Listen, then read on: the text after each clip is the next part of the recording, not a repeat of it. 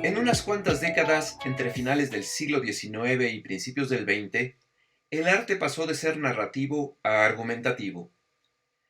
Desde la prehistoria hasta la Edad Media, pinturas, esculturas y grabados, cualquier pieza realizada por hombres o mujeres, narraban una historia, ya fueran anécdotas sociales, bélicas, religiosas o míticas. Sin embargo, con la llegada de nuevos estilos de expresión artística, enmarcados en la llamada época contemporánea, las obras dejaron de contar historias y comenzaron entonces a explicar conceptos, ideas, metáforas, más que a representar un pasaje narrativo. Veamos unos ejemplos clásicos. Rapto de las hijas de Leucipo, de Peter Paul Rubens, realizada en 1616. Es un estilo barroco, al óleo, sobre una tabla de madera.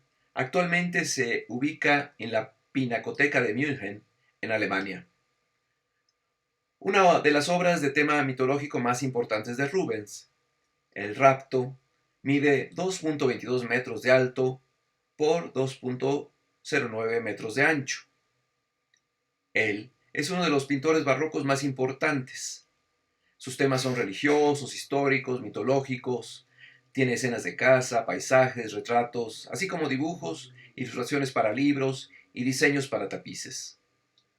Esta obra, que pertenece al principio de su carrera, representa el mito en el que Castor y Pólux raptan a las hijas de Leucipo, pero con ayuda de Cupido, llamadas Hilaira y Febe, que ya habían sido comprometidas a otros hombres. Una obra con tintes eróticos que aprovecha la mitología para representar mujeres desnudas y que es eminentemente narrativa. La siguiente obra, La expulsión de los mercaderes, de El Greco. Su título original, Cacciata dei mercanti dal Tempio. Fue realizada en 1570 en Venecia. Pertenece al estilo manierista que se dio al final del Alto Renacimiento. También es óleo sobre panel de madera. Sus medidas son 65 por 83 centímetros. Pasaje bíblico por excelencia, retomado por autores a lo largo de los siglos. Esta obra del Greco se da en pleno Renacimiento. Destaca la perspectiva, la anatomía de los personajes, la aplicación del color y el dramatismo de la escena.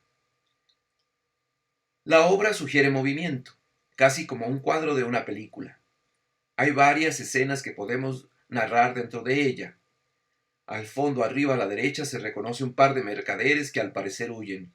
Hacia el frente, una mujer que lleva una canasta y una guirnalda, con los pechos desnudos, que también se aleja con un niño desnudo.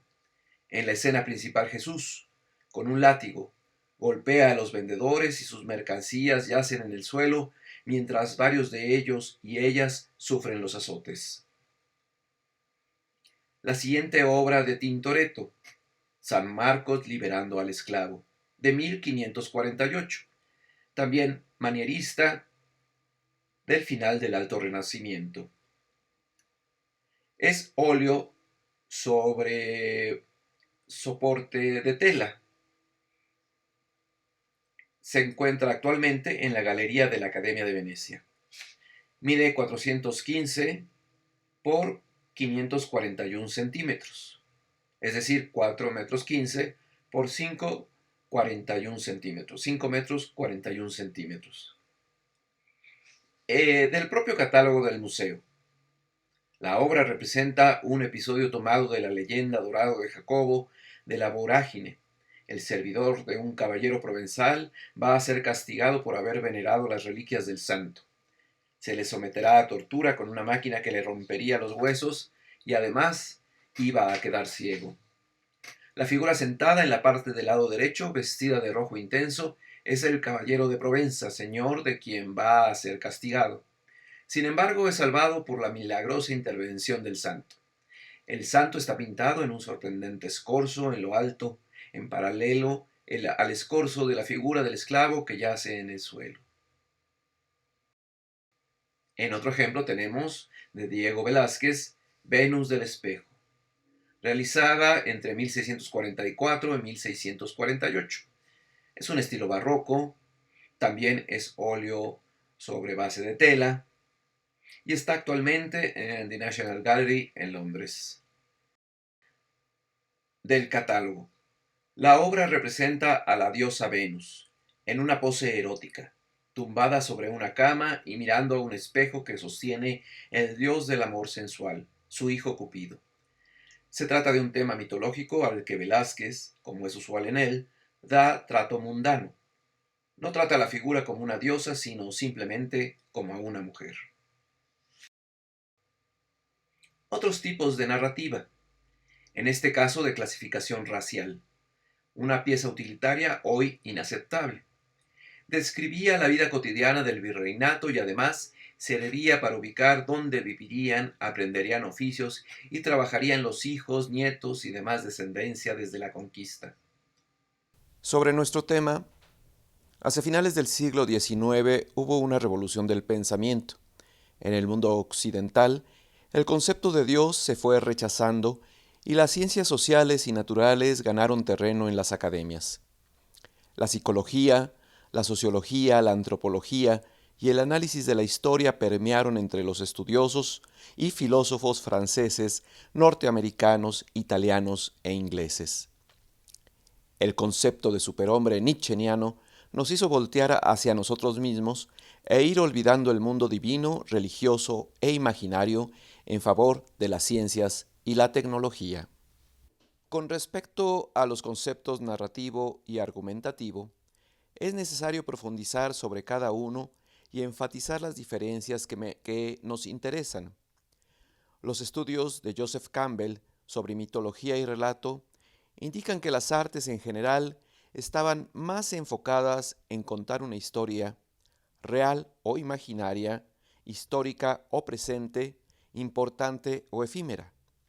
Por su parte, el lingüista ruso Vladimir Prop estudió la estructura narrativa más allá del cuento y la novela, e indicó el camino para la lingüística moderna representada por Eco y Roland Barthes. Es clara la importancia de lo narrativo en todas las expresiones humanas. La pintura ha sido consistente con este proceso. Retratos, bodegones, naturalezas muertas, arte religioso, bélico, social, en fin, todas ellas siempre nos contaban algo, o al menos lo pretendían, y fueron narrativas hasta entrado el siglo XIX.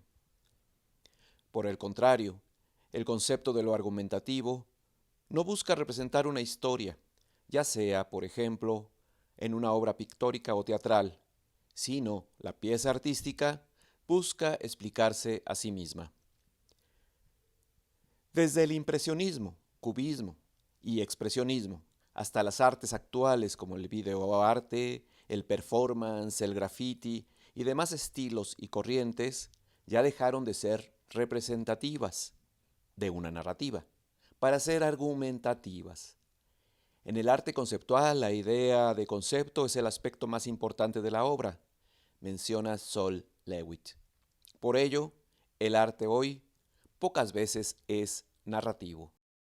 Hay un período de transición, por ejemplo, el expresionismo, inspirado por el psicoanálisis que se enfocó en el sentido interno de las cosas, las pasiones y miedos, pero que aún podemos notar una historia y personajes que sugieren que algo ha pasado allí. Por su parte, el surrealismo, como toda vanguardia, quiere romper con el pasado. Así tenemos el famoso Manifiesto Surrealista de André Breton de 1924, donde plantea el arte como expresión del subconsciente, alejado de cualquier atavismo estético o moral. La narrativa, la historia intrínseca de cada obra artística, los personajes míticos, religiosos, cotidianos y sus anécdotas dejaron de ser importantes, y los artistas de la época moderna y contemporánea se dedicaron a crear obras disruptivas, anti-establishment, que requerían una explicación autoral de tipo filosófico, histórico o moral. Como el dadaísmo, que cree en la revolución y provocación de lo visual y del pensamiento, Se burla de lo establecido, de las leyes morales y éticas de su tiempo. La abstracción geométrica está influenciada en culturas antiguas que emplearon la geometría como decoración. Sus obras representan figuras planas o bidimensionales. El expresionismo abstracto de gran formato. No hay figuras reconocibles. Es el placer visual de los colores, casi siempre sobre fondos apenas visibles, blancos y negros. Quizá la más abstracta de las expresiones artísticas del siglo XX. La Bauhaus es una corriente artística alemana que influyó en las artes visuales, en la arquitectura y en el diseño industrial. Su principal característica es el funcionalismo por encima de la estética, pero que no debería sacrificar el diseño, es decir, la función también puede ser atractiva visual y ergonómicamente. Hoy lo vemos con todos los aparatos eléctricos, manuales que usamos cotidianamente. El pop art, como su nombre lo indica, retoma elementos cotidianos, populares, de la vida diaria, de los medios de comunicación y los eleva a un nivel conceptual complejo, pero visualmente atractivo, con colores y texturas estridentes y casi siempre de gran formato. El arte povera utiliza elementos de desperdicio, representa el paso del tiempo efímero de los objetos, pero que pueden ser reutilizados para permanecer, crear más allá de su función utilitaria. Casi siempre son esculturas tridimensionales y de gran formato. En síntesis, el arte narrativo existió y permaneció como única forma humana de expresión hasta finales del siglo XIX. A partir de entonces, el arte argumentativo ha sido el estilo y tendencia entre los y las artistas, más enfocados en ideas, conceptos y su propia identidad. Así pues, los nuevos estudios sobre la historia del arte deberán enfocar sus análisis desde esta perspectiva narrativa y argumentativa. Gracias.